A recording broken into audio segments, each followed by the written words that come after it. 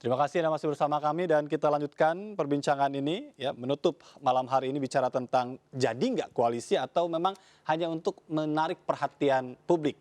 Kalau dari Kang Ujang sendiri perlu tidak ada masa waktu begitu kan setiap partai ini memang menunjukkan komitmennya kepada publik sehingga juga reaksi publik di garis bawah gitu kan itu juga kan sangat menentukan kalau deket-deket nanti bisa buyar. Kalau politik itu kan lentur, dinamis. Jadi tidak ada waktu pemaksaan yang harus kapan, harus membangun koalisi, tidak. Dan saya melihat ya kecenderungan pemain politik kita adalah di ujung. Sama tadi saya katakan dengan PDIP pun. Tidak terburu-buru ya kan mencapreskan misalkan Puan atau siapapun kan begitu. Terus apa yang terjadi dengan PAN ini? Kok saling mempertunjukkan anjang sana Ya. kalau tidak penting koalisi di Ya, awal ini? Ya, bangunan koalisi kan tidak langsung jadi bangunan. Dia ada apa namanya rangkaian-rangkaian proses yang harus dibangun. Tadi awalnya didekati dulu, pendekatan dulu, membangun chemistry, baru membangun agenda yang besar gitu terkait dengan persoalan bangunan koalisi. Ya sama dengan misalkan tadi koalisi kan ibaratkan akad nikah ini kan. Iya. Ini kan mengundangnya aja belum ini. Masih sekedar di anjang sana pendekatan. Jadi sama semua partai saat ini gitu termasuk KIB pun masih belum mengunci karena capres dan cawapresnya pun belum ada. Iya. Oleh karena itu ini bagian daripada dinamika politik yang harus kita nikmati dalam proses berdemokrasi. Kenapa? Demokrasi itu kan ingin menghadirkan kompetisi yang sehat. Nah, kompetisi yang sehat ini hadir, mohon maaf, dari bangunan koalisi yang akan dibangun lah awalnya gitu dengan Iya. pendekatan, dengan keakraban sehingga membangun sebuah visi besar untuk bangsa ini ke depan. Baik, tapi kalau sudah dilihat dari awal kan masyarakat bisa melihat oh ini seperti ini teman-temannya antar ini begitu kan? Ya, memang seperti itu logikanya. Tetapi kan di politik tidak seperti itu. Politik itu kan kalkulasinya bukan matematik. Iya. Ya, selalu dinamis, selalu berkembang dan berubah setiap saat begitu. Baik, saya ingin ke Mas Herjaki. Mas Herjaki, bicara tentang koalisi hal lain yang mungkin ya sekarang sangat intens sekali begitu berkomunikasi dengan Partai Nasdem.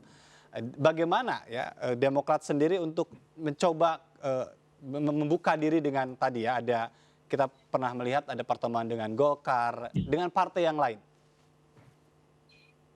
Ya kalau kami sampai dengan saat ini yang namanya silaturahmi dan komunikasi tetap kami jalin dengan semua partai gitu ya. Tidak ada beban psikologis dari kami ya, tidak, dan Mas AHY juga selaku Ketua Umum Partai Demokrat ya yang ketua umum paling muda nih di antara 9 parlemen itu sangat aktif memang menjalin komunikasi dengan para pimpinan parpol lain juga beberapa tokoh bangsa gitu. Ya, berdiskusi mengenai permasalahan-permasalahan terkini maupun juga rencana-rencana Indonesia ke depannya gitu. Nah, karena bagaimanapun kesepahaman ini kan juga harus kita raih bersama-sama. Mau berkoalisi tidak berkoalisi tetap saja nanti dalam membangun Indonesia di 2024 sampai dengan 2029 tantangannya kan jauh lebih kompleks dari sekarang. Baik. Kerja bareng dengan semua pihak. Nah, tadi juga disampaikan oleh Mas AHY maupun Pak Surya Paloh bahwa ya katakanlah kami ini sudah ada kebersamaan, tapi kan tetap masih membutuhkan satu teman lagi untuk bisa memenuhi 20%. Baik, kalau saya meminjam hasil survei dari Litbang Kompas kemarin kan Demokrat ini 3 besar ya di papan atas begitu kan, ini punya kans begitu. Tapi bagaimana menunjukkan diri bahwa memang tadi jangan sampai juga tidak ada kawan nantinya. Ya karena itulah kami sejak awal ini menjalin ya komunikasi dan silaturahmi dengan semua pihak, termasuk dengan teman-teman Nasdem tadi ya, Pak Surya Paloh dan Mas AHY.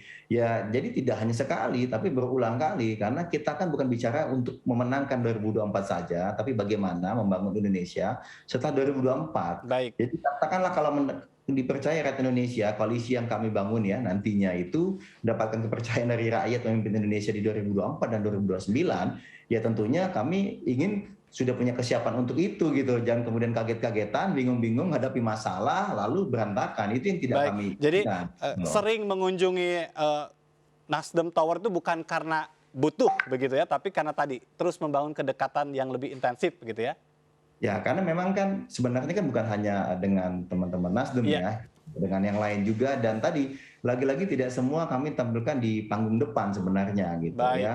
Namanya komunikasi kan kita terus jalin, kita jalin silaturahmi dan akan banyak nih episode-episode seperti ini akan banyak karena tadi lagi-lagi kita sedang membangun ruang koalisi yang benar-benar kuat nih. Baik. Pastinya ini jangan sekedar mohon maaf kita tanda tangan sepakat koalisi di awal tadi seperti disampaikan oleh Pak Surya Paloh maupun juga Mas AHY Tapi ujung-ujungnya kemudian gampang nih, 3 Baik, bulan ke depan, 6 bulan ke depan, nggak tahu mau ngapain gitu. Nah, kalau kami tidak ingin seperti itu. baik. Kita perkuat dulu nih fondasinya, sehingga jalan ke depannya akan jauh lebih mudah nih gitu. Kira-kira Baik. seperti itu. Ya, Kang Saan, kalau berbicara tentang Partai Nasdem memang dari awal ini mencuri perhatian publik karena hampir semuanya datang ke Nasdem, gitu ya.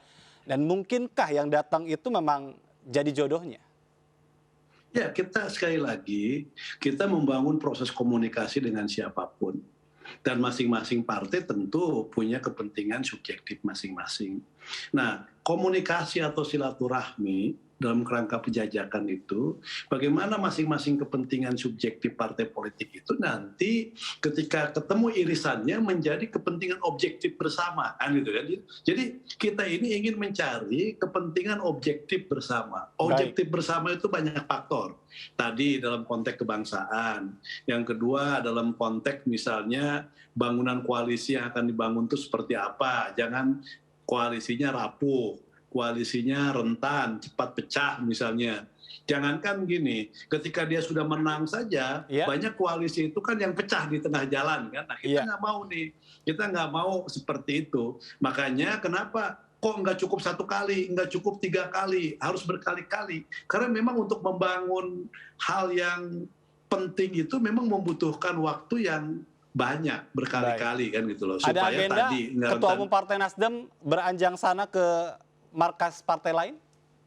saya yakin ada pernah ke PKS. Tadi seperti Mas Jaki sampaikan, dengan Pak SBY kan tidak hanya ketemu secara formal, ada sisi-sisi kemanusiaan yang mereka tokoh-tokoh ini ketemu yang kita nggak tahu kan gitu kan. Iya, sempat Jadi, bertemu waktu di Amerika katanya kan seperti di itu. Amerika kan juga sempat ketemu kan, ada Pak SBY, ada Mas AHY, Pak Surya Paloh kan ketemu. Itu jauh lebih fundamental kan, ketemu seperti suasana seperti itu kan. Jadi karena sisi kemanusiaannya sangat tinggi kan gitu, nilainya jauh kan gitu ketimbang misalnya yang lain-lain. Jadi menurut saya ini sering ketemu akan semakin baik. Baik, kita tunggu tentu saja. Jadi enggak ini koalisi atau memang ya akhirnya hanya menjadi sebuah sensasi. Terima kasih Kang Saan, terima kasih Mas Herjaki, terima kasih Kang Ujang sudah bersama kami malam hari ini.